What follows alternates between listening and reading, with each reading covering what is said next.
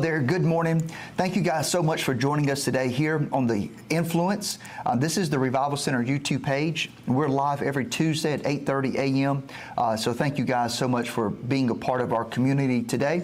I am joined live with Pastor Jason White. Won't you welcome everybody? Yeah, good morning. Thank you for tuning in. Listen, this thing's continuing to grow, and it's only growing because of you. So thank you so much for tuning in today. Yeah, and also part of the team is Aaron Limbaugh. He is behind the camera here on the computer, and we would love, any interaction with you. If you want to throw a comment out there or whatever the case is, just so that we can connect as well on this online community. And like the video, subscribe to the channel. That's how the influence grows. We use this channel to talk about hot button issues. Really nothing is off the table. We talk about doctrine, theology, different subjects, different times, about whatever it is that kind of we're facing. So today we're going to be starting a new teaching series.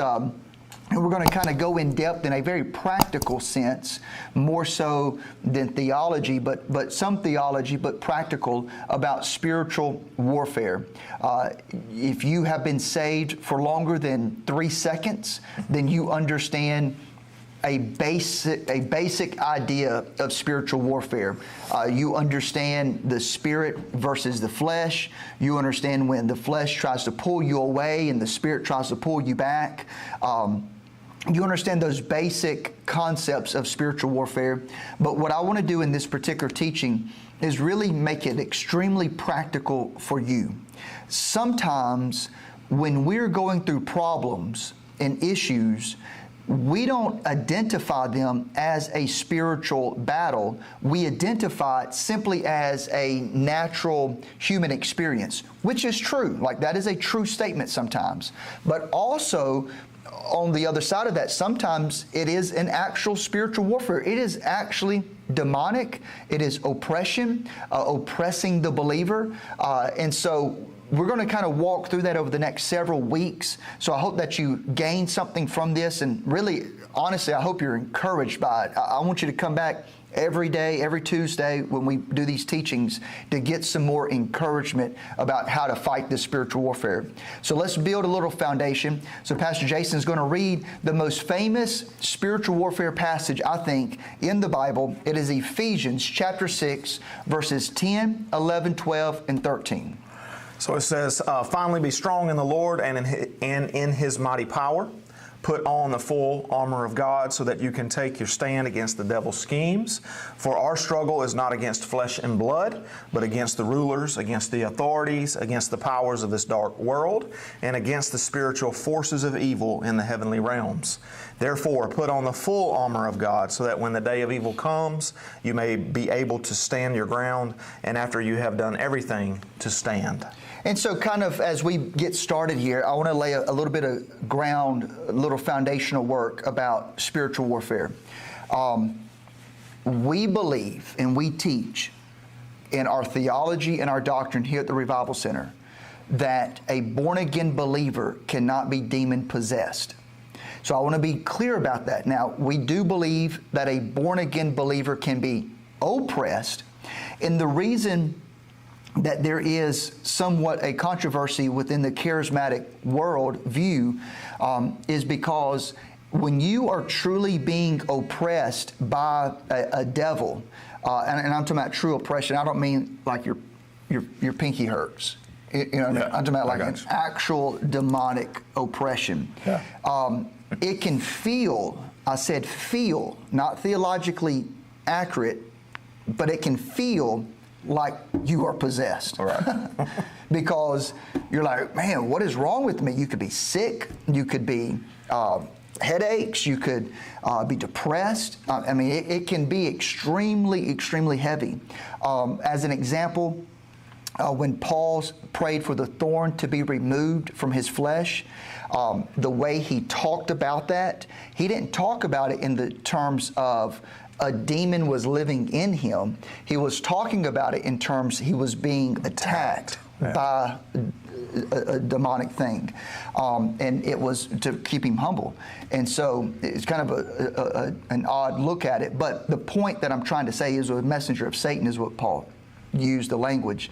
But the point that I want to share with you is that as I'm talking about spiritual warfare, we don't believe that a born-again believer can be possessed. However, we do believe you can be oppressed. And here's the other commonality, that the prayer language that you use to rebuke and to take authority over a demonic possession, which is, come out in the name of Jesus, okay, is really the same kind of prayer and authority that you have to use for oppression. It's just because it still is an attack, but the attack is from the outside versus on the inside. So, all right. So let's begin here with the verses that Pastor Jason read. That you have an active adversary working against your life every single day.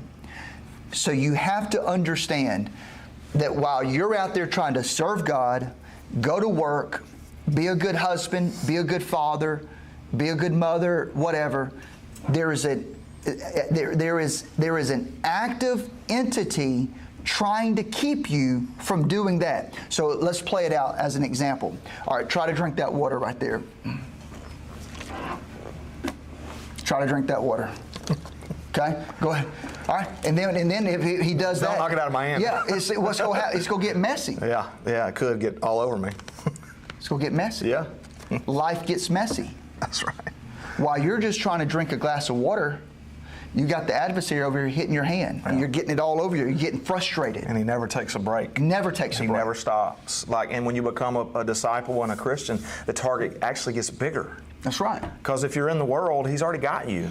But when we become disciples or we go further in our discipleship journey, the target on your back gets bigger. And so that oppression, those attacks, man, they can feel very heavy. Yeah, and so watch this. All right, do the water thing again. I'm not going to take the lid off. Yeah, okay. All right, it's a struggle. Keep going. All right, so what would be easier? Put it down and just stop.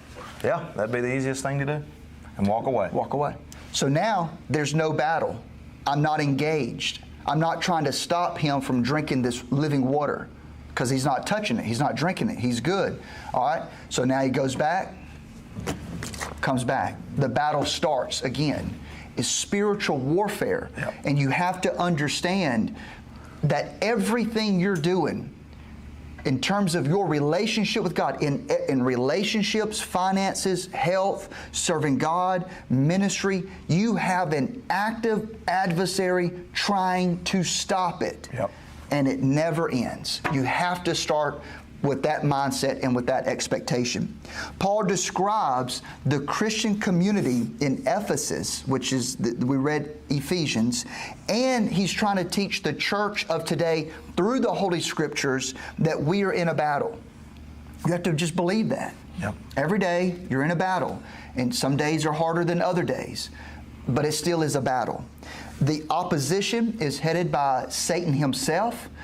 There is a hierarchy within the satanic realm. We read it in our scripture text, as Paul explains to us that there are rulers, there are authorities, powers of this dark world against the spiritual forces in the evil heavenly realms. Other translations will use the word principalities, because within the spiritual world, it's broken up very similar to like governments. All right, so the ruling person of the darkness is Satan himself. It's Lucifer. But then he has other fallen angels that are very strong, hierarchy kind of angels, fallen angels that have immense power. As an example, in the book of Daniel, when Daniel prayed, there's a verse, if you've never read it, you can go back and check it out, but Daniel prayed for the interpretation of a dream. And he did not receive the answer to that prayer for 21 days.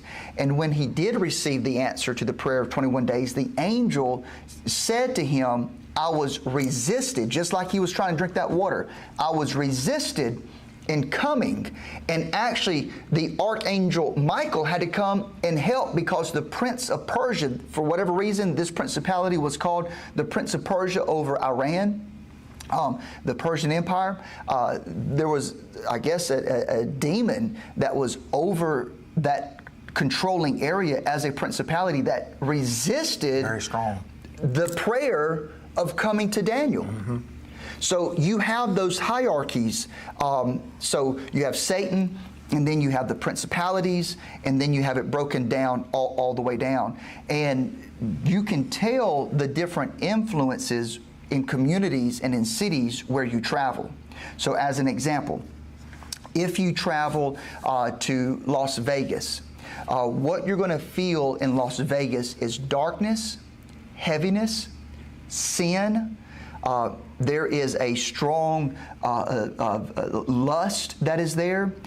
Not only, whenever I say lust, I don't mean just like for fornication, but lust for greed. Yeah. Just like flesh, you know. You can just be walking down the street, and as a born-again believer, as a Christian, Spirit-filled, I felt that. And we had to fly in there to go to the Grand Canyon. It's the main airport. And so when we walked down the street, when we got to the hotel, I got Robin and Blake and Amanda. I said, we got to pray, because my goodness, it was so overwhelmingly strong. And so we prayed as a family against this thing that is in this city, you know. All right, so then if you fly to Dubai, that is, 99% Muslim, heavy oppression, darkness, almost like you can't breathe.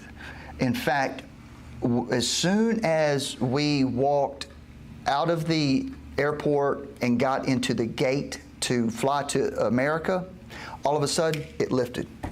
That quick. It just came off, and all of a sudden you could see again. You know, it's hard to explain.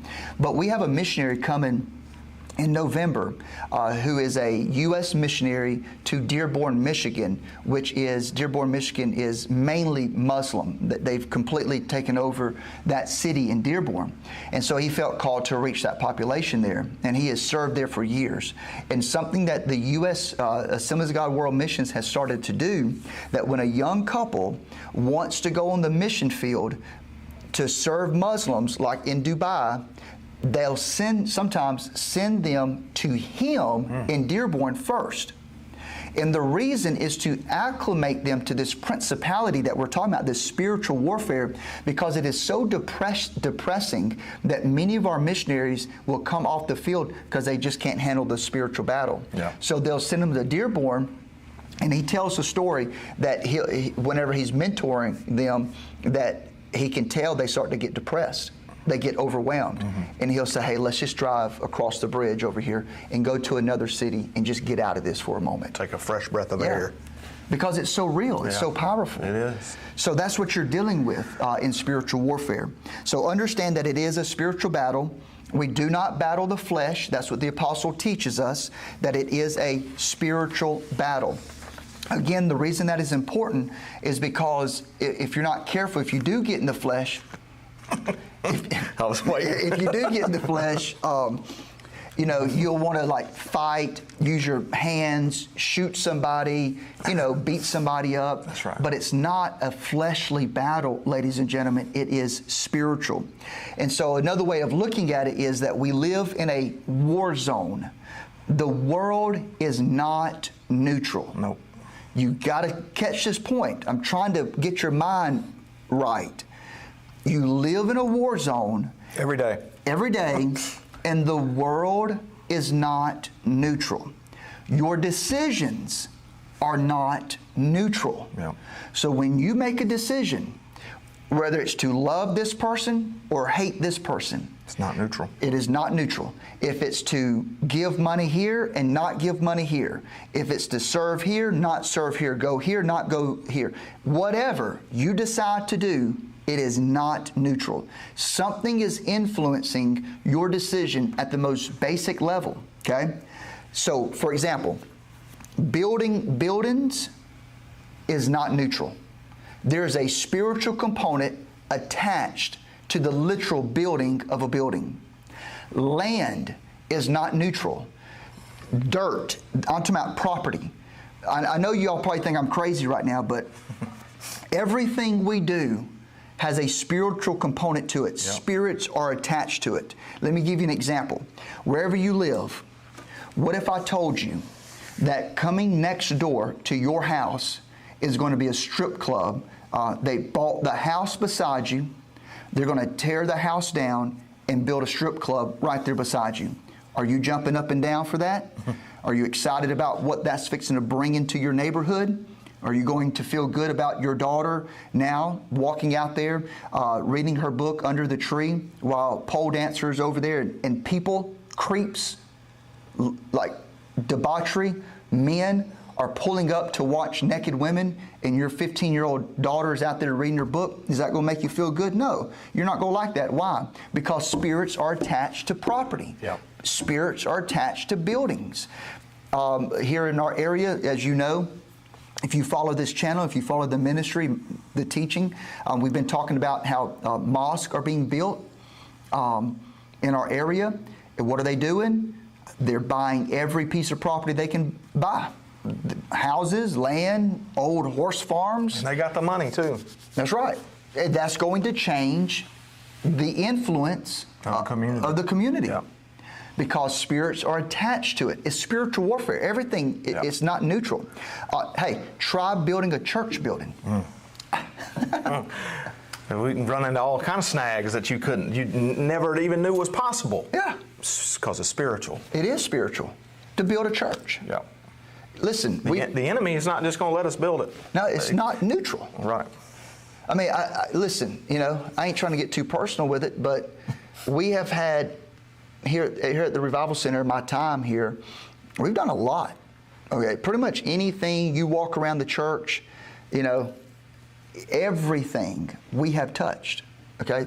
Down to the paint color of the wall, carpet, remodel, building buildings, parking lots, cutting trees down. I mean, you name it. You name it. We've done it since 2004. I've been a part of it. And you would think that when you are expanding God's house, okay, we preach Jesus. I don't teach people to lie. I don't teach people to steal. I don't teach people to cheat. I don't teach people to commit adultery. We teach people how to love, forgive, walk in grace, mercy, do the things that Christ asks us to do. You would think people would be happy that the church, that message is expanding and growing.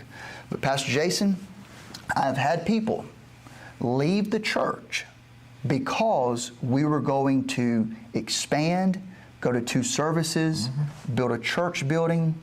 People got upset about the offering. All you want's the money.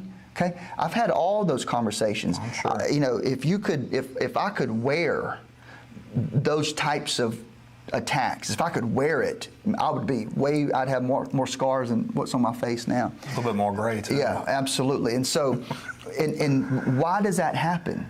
When we're brothers in Christ, and you're preaching the same message I'm preaching. Spiritual. It is spiritual. And like we're trying to tell you, the enemy, he just does not stop. That's right. He does not stop. So you have to have that mindset. You have to count the cost every single day, because like you said, it to a natural mind that's doing things the right way, it makes no sense to have these attacks. No, none. Like when we were building the parking lot, there was, just little things that popped up that you thought, huh? Are you serious? But yet it's because there's spirits attached to it, and the enemy, he recognizes what the church is doing as well, and how we're trying to advance the kingdom. So put it in the context of like kids camp. You work with Tabitha Steele whenever she does kids camps. Does it in Memphis and going to Texas this year. Different things in the past.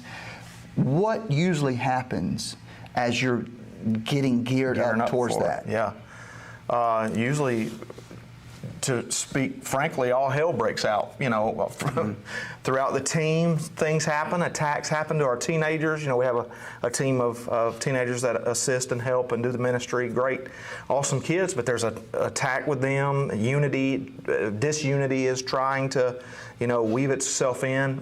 Tabitha a lot of times will start getting physically sick, or she'll get a sore throat, start having scratchy. You've heard her plenty of times, out of the blue. Like, we're in the summer and all of a sudden she's getting a cold, or, I don't know, whatever, but something that affects her talking. And, we'll have all kind of things pop up that is just random. And you're like, what in the world is happening right now?